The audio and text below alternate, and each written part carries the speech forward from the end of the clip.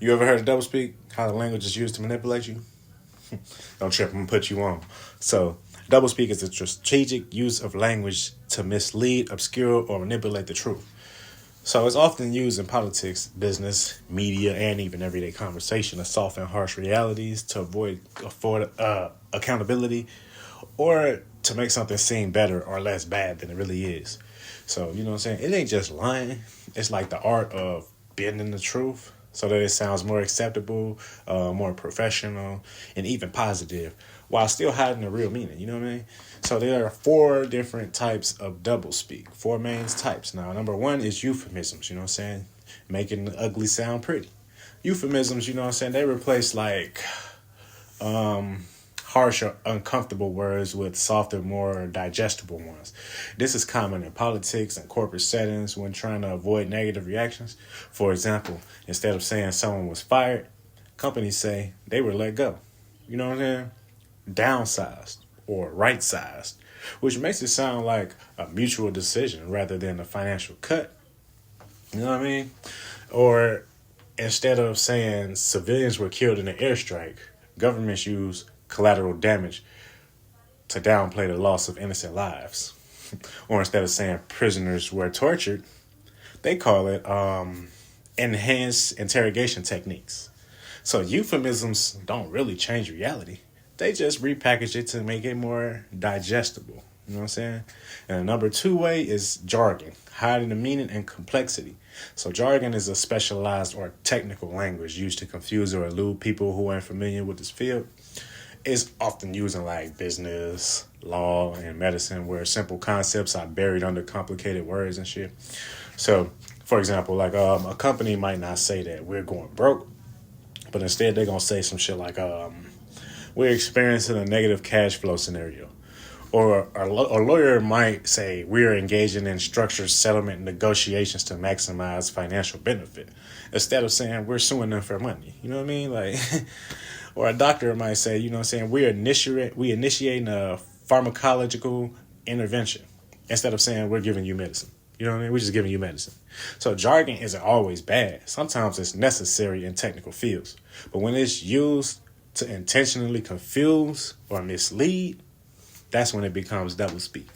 Now, the third way is doublespeak is inflated language. This is making the basic sound impressive. Now, inflated language makes simple things sound grander than they really are. You know what I mean?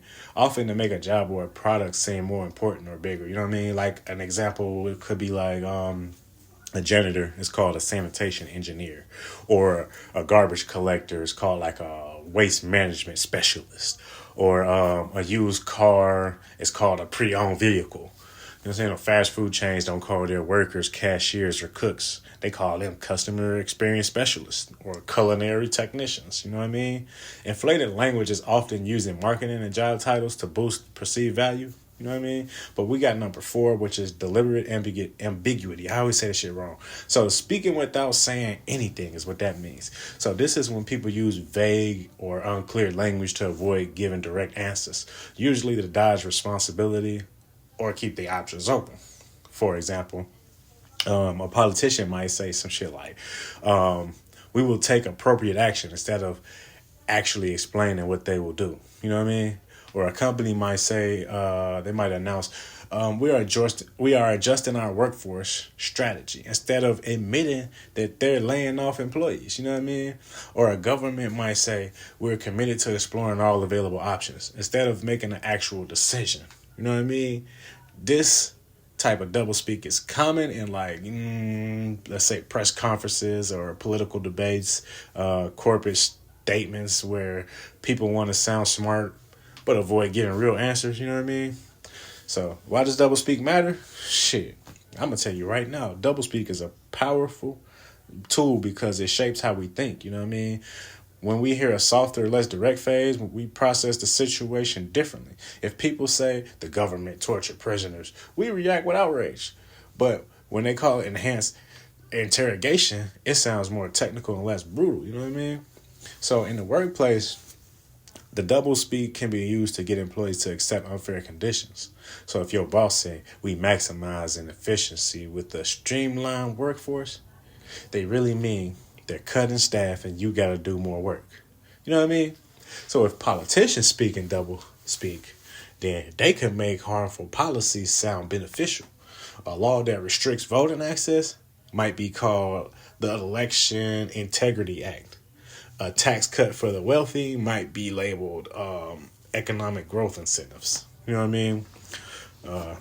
So if you want to recognize and combat doublespeak, number one, ask for clarity. If someone is being vague, you know what I'm saying, using vague language, ask them to be specific. Number two, look for the real meaning. Break down the words and see what they hide. See if they hide something, man. And then three, don't accept fancy words at face value. If it sounds too polished, question why. Doublespeak isn't just about language, man. It's about power. The more you recognize it, the less you can be manipulated by it. You feel me? Now, when you go throughout your day from now on, just go ahead and pay attention to all the doublespeak that's going on around you. You're going to see it. It's going to start to pop out and jump at you.